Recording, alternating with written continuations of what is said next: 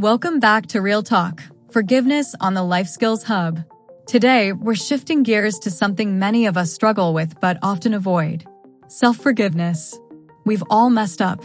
Maybe you said something you regret, hurt someone you care about, or let yourself down. That guilt? It's heavy.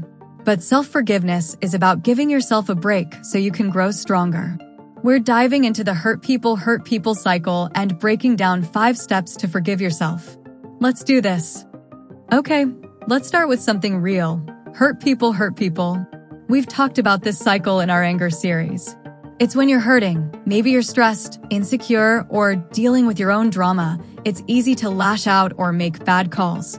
When we're carrying guilt, shame, or pain, sometimes we project it onto others.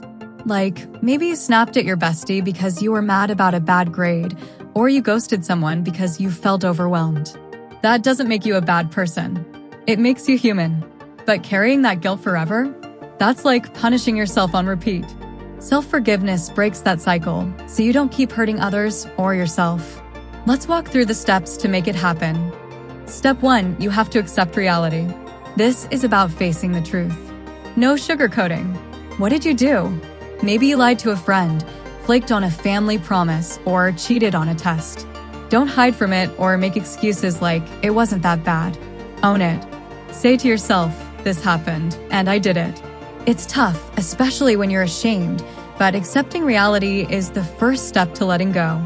Teens, you're still figuring life out. This is how you grow. True acceptance is about saying, this is real. It happened. And I can't change the past, but I can grow from it. Step 2, take responsibility. This means owning the impact of your actions on others and yourself. If you hurt your sibling, acknowledge how it made them feel, like, I broke their trust. But also think about how it's eating at you. Maybe you're stressed, losing sleep, or feeling like trash. Recognize you have control over your choices. You can't undo the past, but you can decide to do better. This isn't about beating yourself up. It's about saying, I messed up, but I'm in charge of what's next. When you own your actions, you also reclaim your power to make different choices moving forward. Step 3, use empathy. Now, dive deep. Why did you do it? Be kind to yourself, like you'd be to a friend who messed up. Think about the circumstances. Were you stressed about school? Feeling left out? Scared of letting someone down? Maybe you lied to your friend because you were afraid of losing them. Understanding your motivations doesn't excuse the action, but it helps you see the bigger picture. Ask yourself, how did this make me feel? Guilty?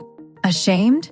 Treat yourself with the same compassion you'd give a friend like, yo, you were in a tough spot. It's okay to be human.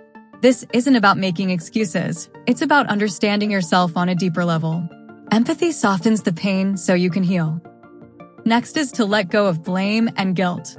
This is the heart of self-forgiveness. Guilt is like a warning light. It tells you something's wrong, but you don't need to carry it forever. Blaming yourself nonstop keeps you stuck, like replaying a bad moment on loop. Instead, say, I did this, I feel bad, but I'm letting it go.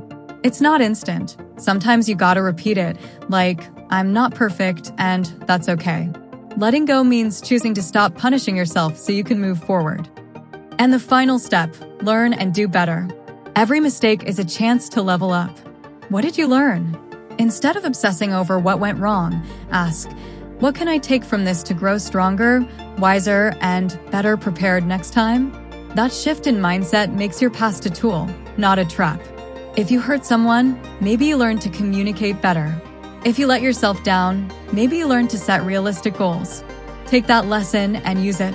For example, if you flaked on a friend, make a plan to show up next time, like setting a reminder or being honest about your schedule. Doing better means acting on what you've learned, so you don't repeat the same mistakes. Real talk? Self-forgiveness is hard because we're our own worst critics. But holding on to guilt doesn't fix the past. It just messes with your present and future. These steps, accept reality, take responsibility, use empathy, let go, and do better, are your roadmap to peace. They break that hurt people cycle so you can be your best self for you and everyone around you. Remember, when you heal yourself, you're less likely to hurt others. It's not about being perfect. It's about being real and giving yourself grace to grow. Let's hear from you. Have you ever struggled to forgive yourself? What was it like?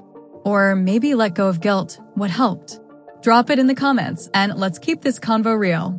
Also, what's one lesson you learned from a mistake? That's a wrap for this episode about self-forgiveness.